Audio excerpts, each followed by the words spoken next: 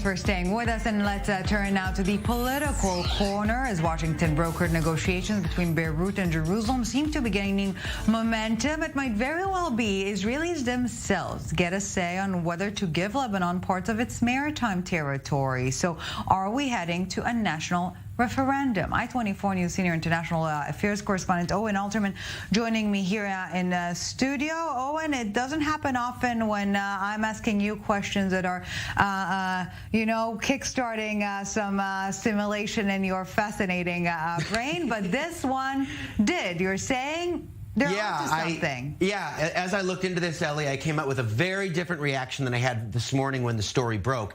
Basically, what the letter says is that according to Israel's basic law, there needs to be thing to a constitution, or quasi-constitution, as it will. There has to be a referendum if Israel turns over territory over which it has some jurisdiction and administrative responsibility. I'm paraphrasing, but the paraphrase is close and it's important. And if there is territory like that Israel is giving up, then there either needs to be a referendum or a supermajority in the Israeli parliament to essentially ratify the move of 80 out of 120 members of parliament. Obviously, in our politics, not an easy thing to do. So when a letter like this lands in the middle of an election campaign, right, by two opposition lawmakers, including one, Orit Struk from the Religious Zionism Party, who, let's say, is viewed as one of the more extreme members of the Israeli parliament, I think everyone's initial reaction to this is just politics. And as I said, in legal terms, this is not Israel's sovereign territory, as the letter says. This is Israel's exclusive economic zone. It's only an area we have economic rights over. It's not an area that is part of Israeli territory, right? The part that we're talking about with Lebanon.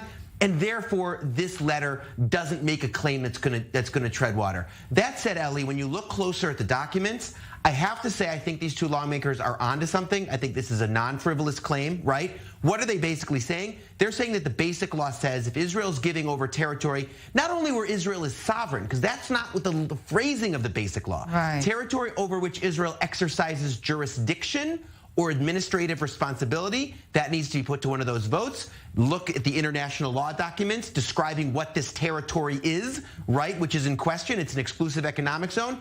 And if you look at the definition, it means that there is jurisdiction in that area, right, to extract resources. Put two and two together. This is a claim I think that actually could get some traction. I was actually surprised when I looked at the actual provisions and came out this way. Again, not bulletproof. There are arguments against it. Is Israel giving up territory? Maybe it was never ours to begin with. Maybe that's what the whole discussion is about. Right. Again, I don't know how the high court's going to come down, but this, I predict, is a thing.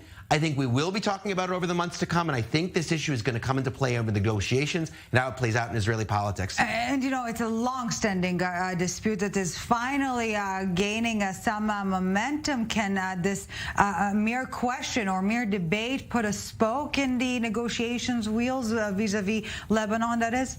Listen, I have to say, if the high court comes down on the side of this petition, again, I don't know that they will, but I think there's a chance that they might, because again, it's non-frivolous.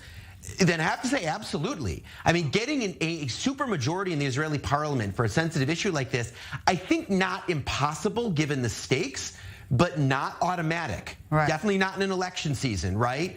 And as for a referendum, I think all bets would be off. That's a real wild card. I don't think anybody would want to get this to a referendum. I think the game, if we play this forward, would be trying to get the supermajority in the parliament.